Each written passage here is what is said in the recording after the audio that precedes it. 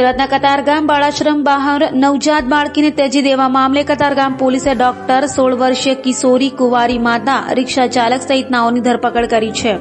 સુરતના કતારગામ ખાતેના બાળાશ્રમ બહાર ગત સોમવારે સવારે કીડીના ઢગલામાં ત્યજી દેવાયેલી નવજાત બાળકીનું આખરે મોત નીપજ્યું છે।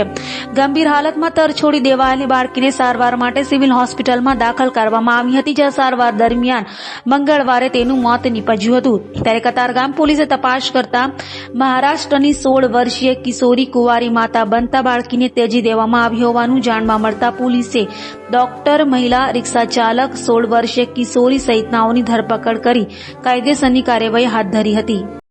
કતારગામ પોલીસ સ્ટેશન વિસ્તારમાં 2 દિવસ પહેલાં એક તાજું જન્મેલ બાળકી કોઈક અનાથ આશ્રમના દરવાજા પાસે મૂકીને જતું રહેલું હતું। એ અનુસંધાને આઈપીસી 317 મુજબ કતારગામ પોલીસ સ્ટેશન વિસ્તારમાં એને ગુનો દાખલ કરવામાં આવેલો હતો।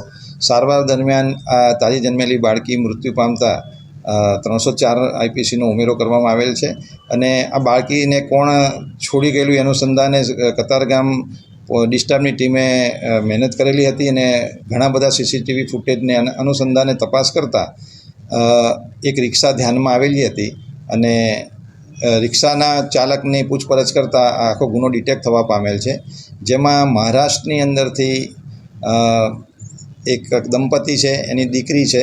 એની દીકરીને મેરેજ થયેલા નથી, પરંતુ એની પ્રેગ્નન્સી રહેલી હોવાથી આ દંપતી સુરત શહેર ખાતે એ છોકરીની ડિલિવરી કરવા માટે અહીંયા આવેલા હતા અને ડિલિવરી એક પ્રાઇવેટ નર્સિંગમાં કરાવ્યા બાદ છોકરીના જન્મ થયા પછી એક રિક્ષાવાળાને હાયર કરી અને એને અનાથ આશ્રમના દરવાજા પાસે આ લોકોએ મૂકેલા હતા।